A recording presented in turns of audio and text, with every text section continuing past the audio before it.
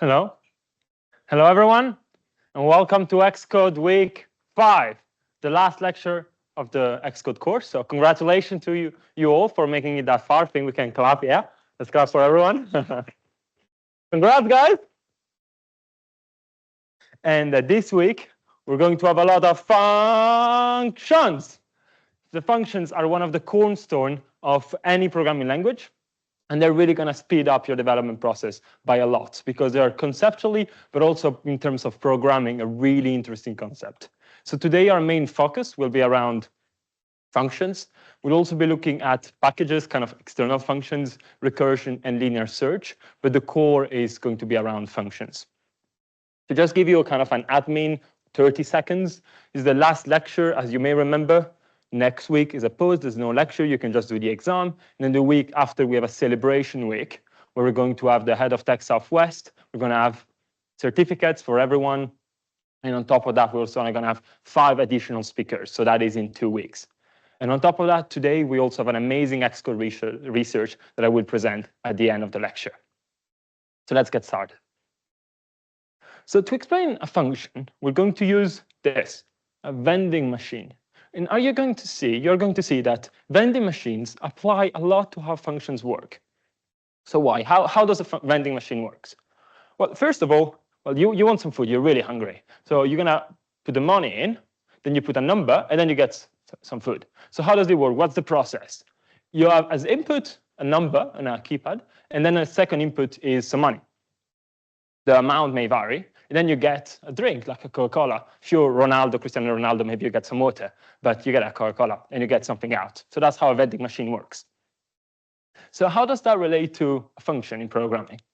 Well, in programming, a function is all about taking an input, getting a processing, getting an output. We've seen that already. Print statement. You remember the print statement?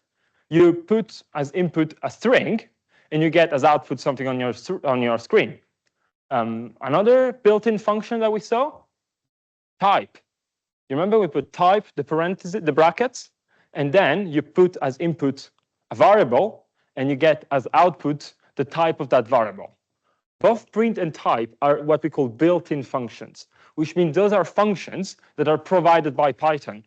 When I go and write print hello, I don't have to go and see what happens actually under the hood. Python is already providing that for us. But I can also define my own functions. And functions are really powerful because they allow to only write the logic once to do something a lot of time. So while this is how it works under the hood, the real way it works, it's like this. You define a function where you have your processing, then you have an input and an output that are in another place. So you can use your function as many times as you want. Taking the vending machine example. You only build the vending machine once. And then every single time you want some food, you go in there, put a number, put some money, and get your food. You don't have to rewrite and rebuild the vending machine every single time you want some food. Do you follow me? So rather than being just sequentially, last week we saw flow control, where it's just a loop or just goes down. This way I can write something logically, and every time I need that logic, I just go and call that with my specific input. So I have a vending machine here. Every single time someone wants to use that vending machine, just have to go, put a number, put some money, and I get the food. But the logic, the core of the vending machine is inside of my function definition. And if someone else wants some different food, well, just put a different input, a different number, and get a different output. But the logic is still here and is still the same. In code, this can be used for a lot of examples and plenty of useful things. If we look here at an example of converting currencies, if I'm a trader, I'm doing a financial app. And everywhere in my app, I'll have maybe 1,000 times a conversions between 2 currencies. If I have to rewrite the logic of that conversion every single time I need that conversion, those 2 lines of code, I'm going to write them maybe 1,000, 10,000 times. Do you realize why it's completely impossible? It's obviously unscalable. So what I do is I define a function, and I call it maybe convert currencies. I then say, oh, as input, and here I get the input, euro, I want some euro. Then as output, I want the dollars. So then when I call it, I say print convert currencies 10. It goes back here, replace euro with 10. It gets me the output. There are three important things you need to remember about functions in terms of syntax. And this is quite important because it will be also seen later in the workshop research. So three things. Number one is the def. Def stands for definition. I'm defining a function. I'm telling Python, hey, I want to do a function. So def. The second thing is this, how I'm going to call it. So the name and the input that we call parameters. So convert currencies. Here, the name of my function is convert currencies. It's still a bit like a variable, but we have a name and we associate it with something. But rather than having a value, we have a logical, something logic. So one is def, two is name and input parameters, and three, return. So return is really important because I am saying what I want out. So going to our vending machine analogy, this is the def, this is the logic, then this is the parameters, the number and the money, and then the output return will be the drink. And then depending on the logic, you'll have different number, you get a different output. So here, for instance, in this situation, we have the logic multiplying euro by 1.12, and you get your output in dollars. But if I wanted to have another functions, I could take maybe another currency and say, oh, return euro times something else, and I will have as output another currency. So you follow me. Three things. Def for define, name and input to basically how I'm going to call that function, and then return what is the output. So then whenever I want, and I can do this 100 times, I just go print, convert currencies, and then put the number 10 here. It's going to go here and replace it. So looking under the hood, what is exactly the computer doing? So when it sees print convert currencies 10, it's remembering, wait, this is a function, I remember it. Let me go rewind in time, find where the function was created, defined, find where the function was defined, and then I'm going to replace euro, this parameter, with 10. So you see, it's replaced with 10. And then here, this dollar becomes 10 times 1.12, 11.2, and I'm returning 11.2, comes back here, and what's printed on the screen is 11.2. All clear? Great. So that's the foundation of functions. Too much fun kills the function. There's plenty more, actually, things to the function. You have plenty of ways you can call a function. There's plenty of complexity and technicalities. We are not going to cover them all. I just want to cover one quite quickly. And there is a list after this slide of all the additional things you can see. And if you fancy, you can have a trip and kind of have some fun looking at all those things. But they're a bit too advanced, so we evaporate. But scope is important because scope reflects our variables as seen in functions. And once you probably, I hope, how many of you want to participate in the game competition, the Excode game competition, by show of hand? Yeah, a good amount. Great. All competing, that's great. So for the scope is going to be important for you in your game. Because we saw last week that when you have a loop, you have a function, a variable that you can define inside of that loop is going to be defined inside of the loop, a mut variable. So sometimes what scope means is that some variables will only be accessible in certain blocks of code. This will make it really clear. So if I define a variable at the root, what we call the root, so just at the start here, no space, no indentation, all of these variables, or here when I define global, are global variables, which means that they have the highest level of scope. They are available everywhere. But if I define a variable inside of a function or inside of a block, any block, a loop, a while loop, a for loop, an if-else, a function, that variable is only going to be accessible inside of that block. The best example for it are madryoshkas. Are you familiar with madryoshkas? You know? So it's the Russian doll. So you have a big doll, inside you have a smaller doll, and then a smaller doll again. So if I have a global variable, it's the big doll. So everything that's inside, the variable can be called. If I have a small doll, everything that's outside, the variable cannot be called. So if I create a function, and I count the number of euro, and I create dollar here, I have here this function, sorry, yeah, dollar. If I try to call dollar outside, so I here write like dollar times 2, it's going to give an error, because dollar was created inside of this block. But if I created dollar before, dollar equals 0, then multiplied here and then dated here, it will actually give me dollar as a defined variable. So it's quite simple. Two things. There are global variables and there are local variables. Locals are defined just in the block where they were created. So if I create a variable here, it's going to be defined for all the block and all the blocks inside, exactly like Matryoshkas. If I create it here, it's only for this. But if I create it here, only for a block. But if I create it globally, it's for the entire blocks of code and the entire file.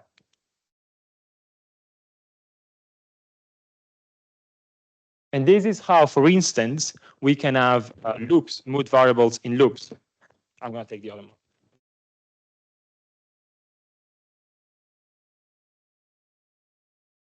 So in what happens is in loops, but here you have these are mute variables, and that these will only work within their scope. So J will only work inside here, I will only work inside here, and K will only work inside here. And these are all the list of more advanced topics. If you want to have a look, they're optional. So we saw function number one. Function is a reusable block of code. It means we define the logic once, and then we can use it whenever we want by calling it. And a function has three things: define, name and parameter, and return. And then you have recursion. Recursion uses function to have something a little bit more efficient. And I'd like to play a game. So I need a voluntary from the audience to come down to help me. Yeah, thank you.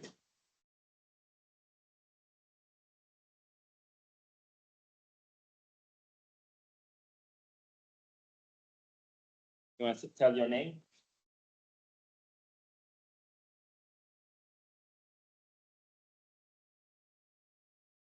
Thank you very much for volunteering. I want to ask you to stand here.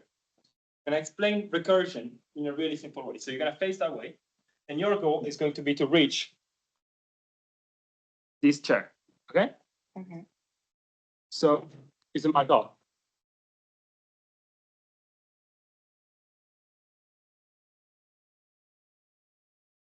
Hopefully this works. Yeah, perfect. Can you hear me correctly? Yeah, great. So thank you very much. And what I'm going to ask you is, you have a function, and your function is called walk.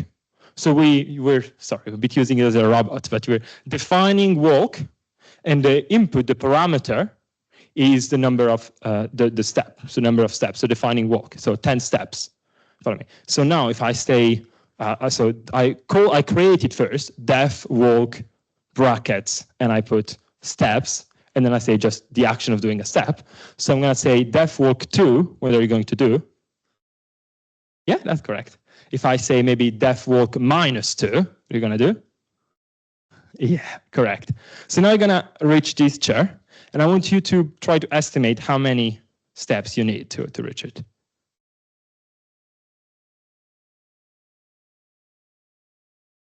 6, okay. So I'm going to call the function now. So walk 6.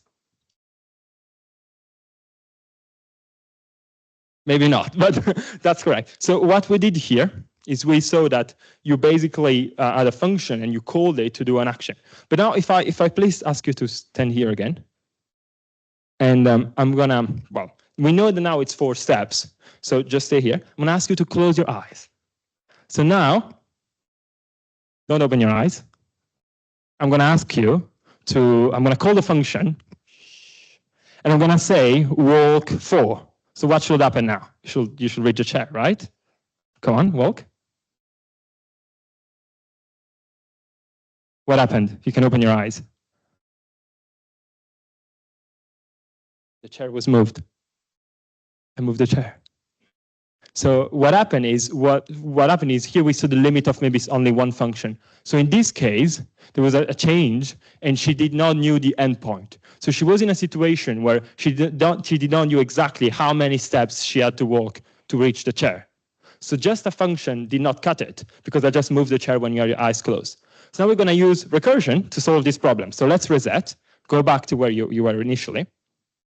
And rather than saying just define the function walk, we're going to define something that apparently seems much simpler, but has actually allowed us to have a much more complex outcome, which is we're going to define a function that works like this.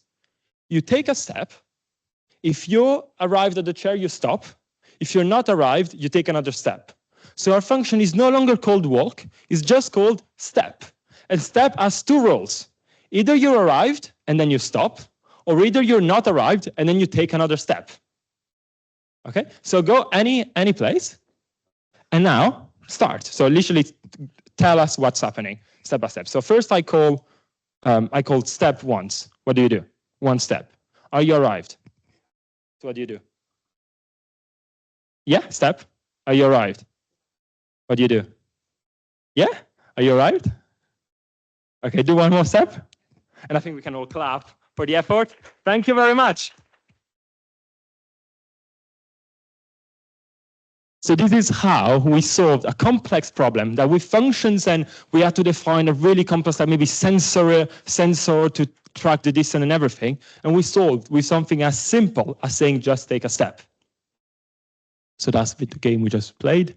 So this is kind of the idea. So we say, oh, whoa, so take a step. If we're not arrived, then go and do it again, do it again, do it again.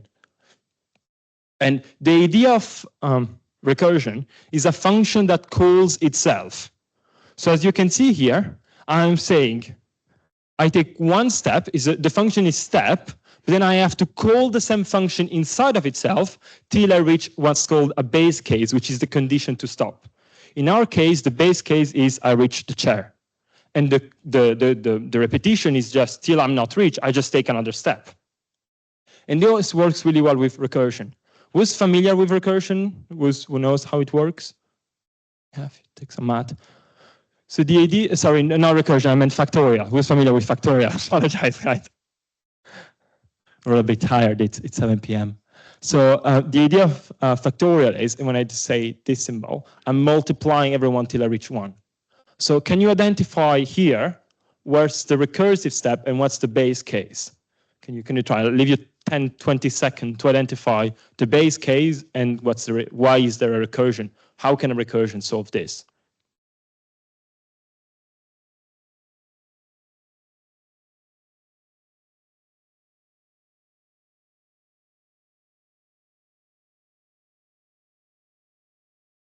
Okay, so the way this works is our base case is 1.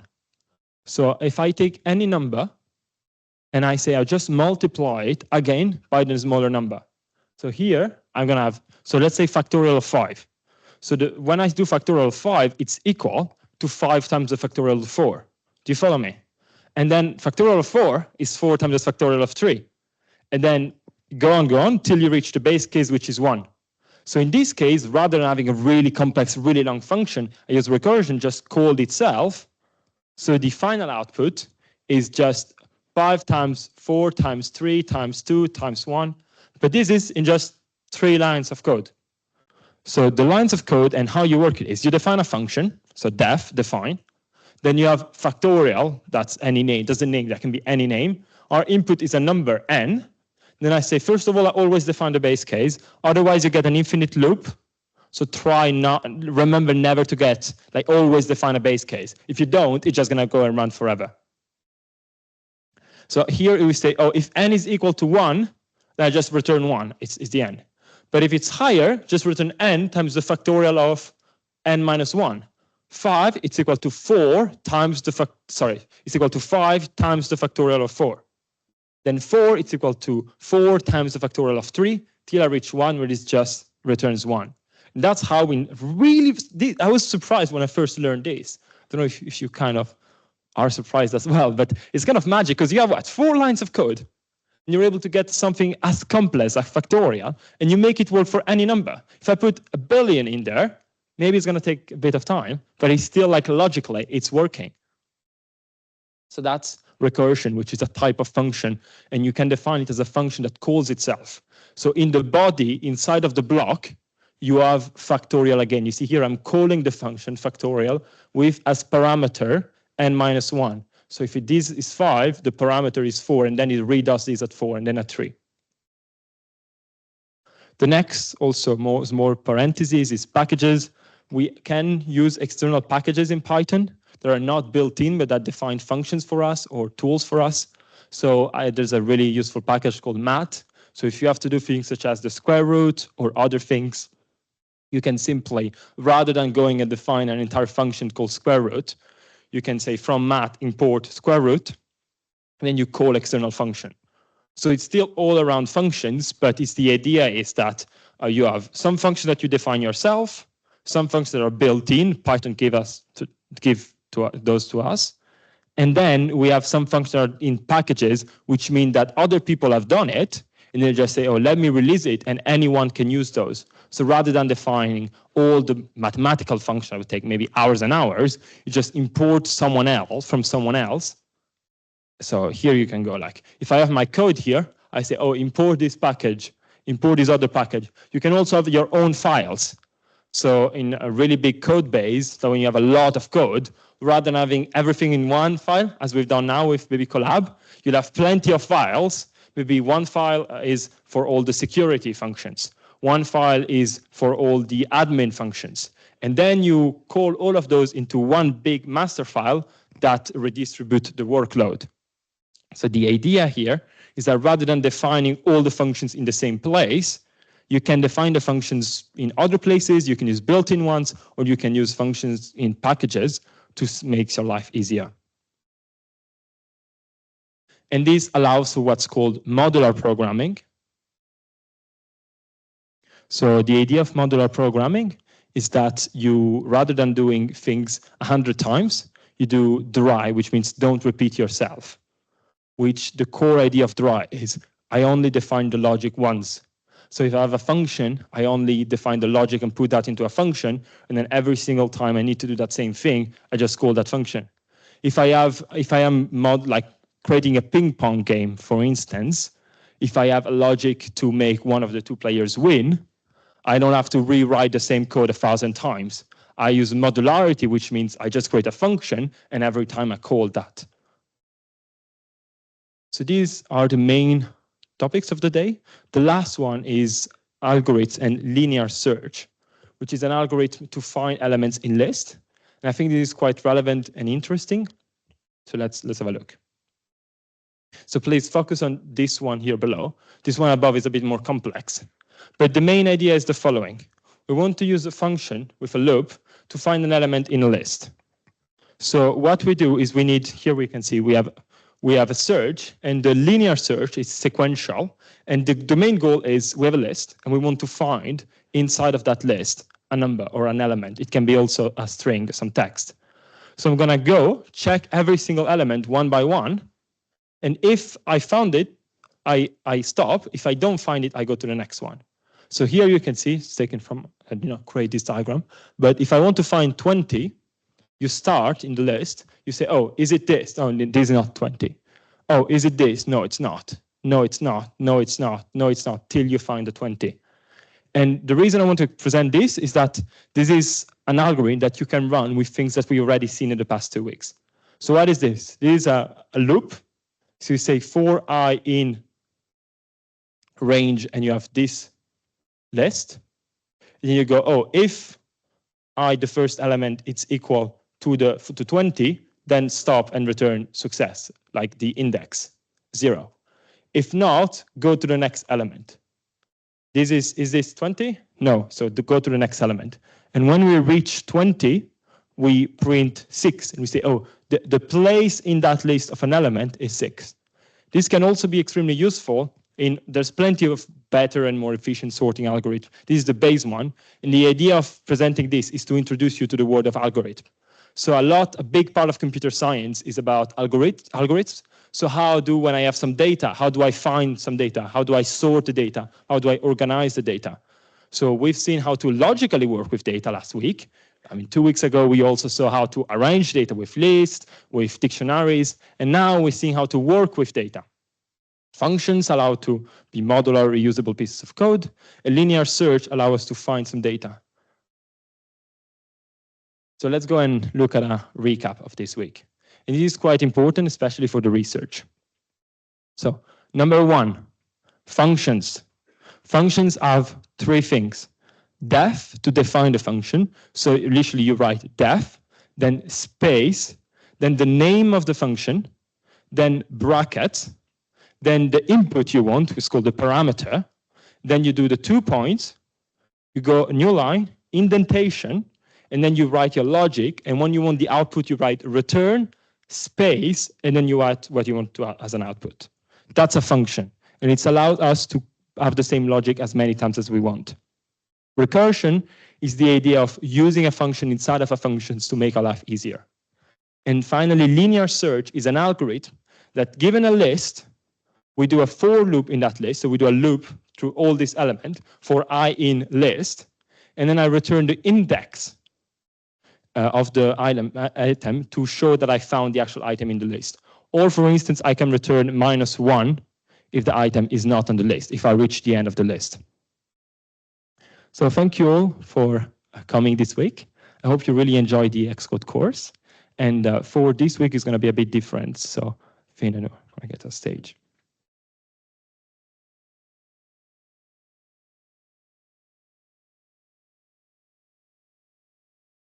So before starting, I will all give you the code for the week. But one important thing, which is this week we're doing an Excode research. So the Excode research, we spent around a bit more than 6 months working on it, and it's something new.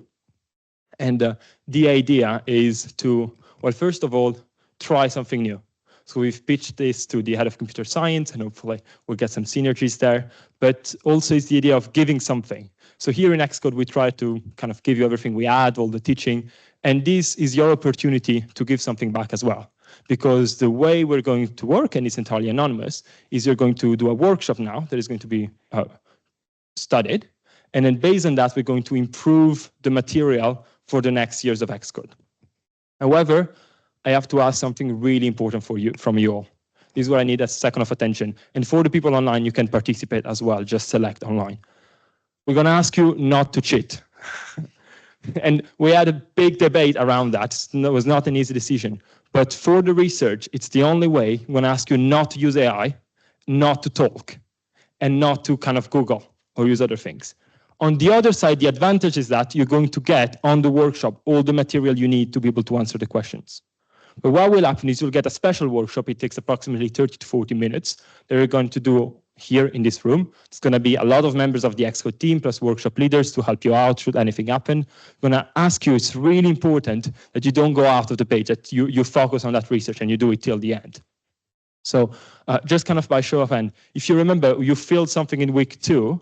So if you do not wish to participate in the research, or if you have not filled the research initially, you can do an alternative thing in the workshop room, seminar room 1 and 2. So you can head there afterwards. But obviously, if you have done it, you should have received an email, or you should have your Excode ID. So what you do? Well, first of all, I'm going to give you the code for the week, so you can sign in.